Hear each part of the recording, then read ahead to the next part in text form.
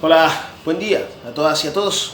Hemos hablado en columnas anteriores de los juegos, del lenguaje de diferentes juegos que se activan en medio de unas elecciones. Hoy tenemos que hablar, lógicamente, de las elecciones, pero vamos a hablar de otros juegos diferentes a los denominados juegos del lenguaje.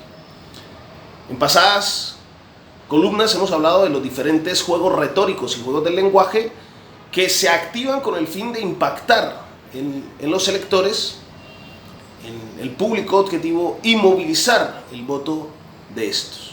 Entre otros hemos hablado de los juegos del termómetro social, dentro de los cuales hablamos principalmente del juego del oráculo, que consiste básicamente en el juego de los sondeos de opinión, y cómo estos logran impactar en el público con el fin de vender la imagen de que un candidato va creciendo y por así llamar al voto útil. Hemos hablado también del juego del envite, que es cuando alguien se encuentra por detrás o por debajo del otro candidato frente a espacios de discusión. Lo que va a hacer es embestir contra este con el fin de aruñar lo más posible, ¿no?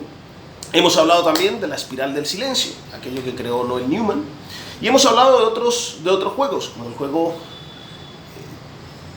de las categorías políticas o los espacios políticos y las etiquetas políticas, que es el juego de la izquierda y la derecha. Dicho sea de paso, juego que ha usado el uribismo desde hace mucho tiempo al querer encasillar exclusivamente a Gustavo Petro como un candidato de izquierda, al cual cada una de estas categorías, pues en el receptor del mensaje, activan una serie de comportamientos y una serie de emociones.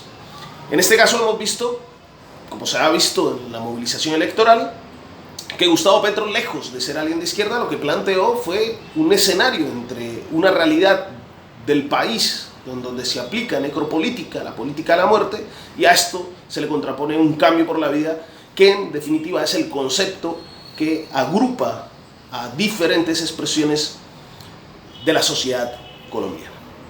Hemos hablado del juego de las diferencias notorias, el juego de la creación del adversario, el juego de la crispación calculada, etc.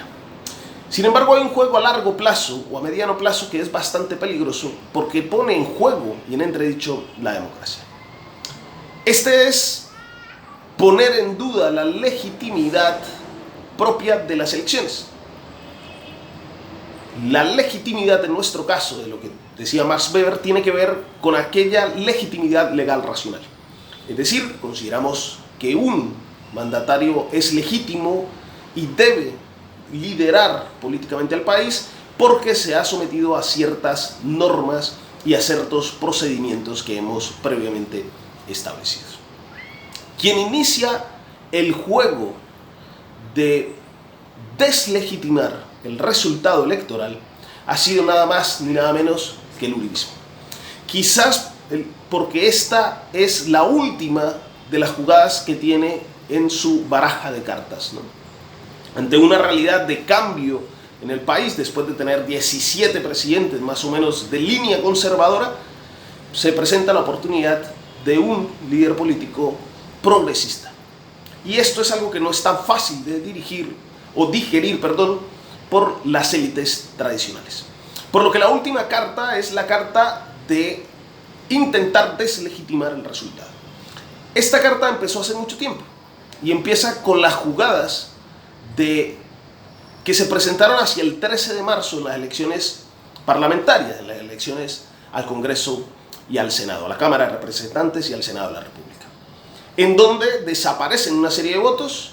Como esos votos, a partir de una maniobra de fraude, afectan a la principal fuerza política, el pacto histórico, lógicamente cuando se denuncia esta maniobra, se conocen los resultados y a partir de esto construye el uribismo una retórica de sembrar duda, y esta es la comunicación borrosa, sembrar duda sobre el funcionamiento de la mecánica electoral. Esto lo completa con las maniobras de no permitir una veeduría sobre el software en la registraduría o de irregularidades al momento de permitir los testigos electorales o los problemas en las plataformas, etcétera, etcétera, etcétera. Todo con el objetivo de sembrar un manto de duda en donde cualquiera de los candidatos, independientemente de su posición política, puede hablar de una situación de fraude o puede poner en duda el resultado electoral. Este es un juego bastante peligroso porque pone en riesgo nuestra raquítica democracia. Pero este juego tiene toda una intencionalidad, y es que es la única manera de quedar vivo a largo plazo el uribismo, porque así señala aquel no es legítimo y por lo tanto tiene una bala de oxígeno para hacer oposición y generar ingobernabilidad. Sin embargo, estoy convencido que se siguen dando pasos en ese camino de hacer de Colombia una verdadera república democrática. Un fuerte abrazo a todas y a todos.